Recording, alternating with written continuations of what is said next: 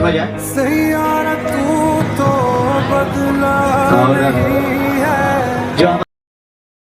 যে এই ভিডিওটা দেখলে তোমরা, তো এই ভিডিওটা এতটা সিরিয়াস না, তো এই যে তোমাদেরকে একটু দেখাচ্ছি যে কি হয়েছিল। আমাদের ব্রিটেন বাবু আছে এখানে, উদলাবাড়িতে খেলতে এসছে ব্রিটেন। তো ব্রিটেন তোকে তো দেখলাম একদিন ঝাড়খণ্ডে মানে স্ট্রেচার করে নিয়ে যাচ্ছে সবাই, তো সেটা নিয়ে কিছু বলো। ওটা ঝাড়খণ্ডের পাকুড় গোকুলপুরে খেলতে গেছিলাম, 5 লাখের খেলা ছিল। তো প্রথম ম্যাচে আমি এটা ফরেনার নাইজেরিয়ান আমাকে পেছন থেকে ধাক্কা মারে, যার কারণে একটু চোট পেয়েছিলাম। তো ওই ভিডিওটা একজন দিয়েছে, আমাকে স্ট্রেচারে করে নিয়ে যাচ্ছে। তো খুব একটা গুরুত্ব না, আমি তারপরেও গেম খেললাম। আজকে একটা নাইট বড় টুর্নামেন্ট খেলতে এসেছি।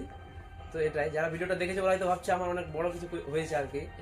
তো সেটার জন্য বলি যে সেরকম কিছু হয়নি, ওটার জন্যই মানে ভিডিওটা বানানো নাকি, যে সবাই ভাবছে যে না অনেক কিছু হয়ে গেছে। আমার বক্তব্য শুনুন। তো এটা বিট্টু এখন কি বলে দেখি। ব্যাপারটা হচ্ছে, ওর যে আমি ইউটিউবে ছবি দেখলাম, আমি তো ভাবলাম ডেড হয়ে গেছে, মানে ডেড বডি পড়ে গেছে ব্রিটেনের।